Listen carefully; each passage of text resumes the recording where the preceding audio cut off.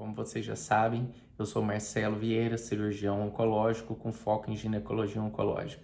Surgiu uma pergunta muito interessante sobre o uso do antibiótico profilático nas cirurgias ginecológicas e principalmente ginecológicas oncológicas. Bom, eu tenho algumas considerações a respeito do uso do antibiótico. A primeira delas é: toda paciente que vai ser submetida a uma cirurgia, quer seja ela laparotômica ou laparoscópica ou robótica, deve fazer uso de antibiótico profilático. Qual que é a nossa rotina? A nossa rotina, então, é o uso de cirurgias que forem manipular, a área pélvica, útero, ovário e anexos. A gente utiliza uma cefalosporina de primeira geração, 30 a 60 minutos antes da indução anestésica, e faz o repique da dose, ou seja, metade da dose que foi feita. A gente geralmente faz 2 gramas de cefazolina e faz 1 grama de cefazolina como repique a cada 3 horas do procedimento cirúrgico. Isso é proporcional à meia-vida de cada antibiótico e do antibiótico seu de escolha.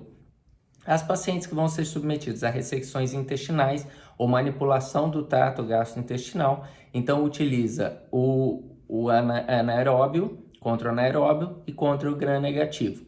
E isso é feito uma dose total, 30 a 60 minutos antes da cirurgia e na indução anestésica, e mantido essa dose, não precisa fazer novamente a medicação, ela vai ter o efeito na circulação por 24 horas. A cefalosporina, essa de primeira geração, então se nós formos fazer, por exemplo, uma esterectomia simples, uma esterectomia radical, uma linfadenectomia pélvica, uma lesão anexial ou uma abordagem, uma endometriose profunda sem ressecção intestinal, a gente vai deixar esse antibiótico única e exclusivamente nessa indução anestésica e os repiques até o final da cirurgia. Depois a gente vai suspender o uso do antibiótico. Algumas considerações são muito importantes. Primeiro, o antibiótico que você utilizar de escolha como profilaxia não deve ser utilizado na prática e rotina diária no paciente internado. Isso é extremamente importante para diminuir a resistência bacteriana ao uso daquele antibiótico. Então, se você utilizou uma cefalosporina de primeira geração, você não vai utilizá-la quando o paciente estiver internado.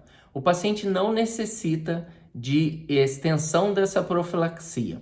Algumas vezes o uso do antibiótico no pós-operatório pode levar a algumas complicações. Dentre elas, um exemplo é uma colite pseudomembranosa, que a paciente desenvolve bactérias, ela desenvolve diarreia no pós-operatório, e ela pode ter febres, pode ter complicações deste uso. Então não é indicado e não é um medicamento de escolha que nós utilizamos e não fazemos dessa forma.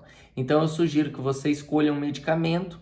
E por que utilizar essa profilaxia? Porque a nossa cirurgia, ela não é limpa, ela é potencialmente contaminada, porque a vagina, ela é rica em uma flora bacteriana. Então a gente precisa fazer essa profilaxia, mas também principalmente a profilaxia da pele. A gente vai causar um trauma tecidual nos planos do abdômen antes de iniciar a cirurgia.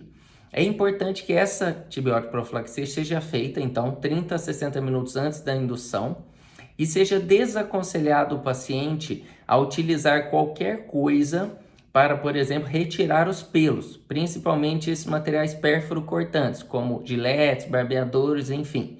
Por quê? Porque isso causa um trauma e uma lesão da membrana da pele, fazendo com que essas microfissuras e lacerações desenvolvam uma infecção local e predisponham a infecção durante a cirurgia.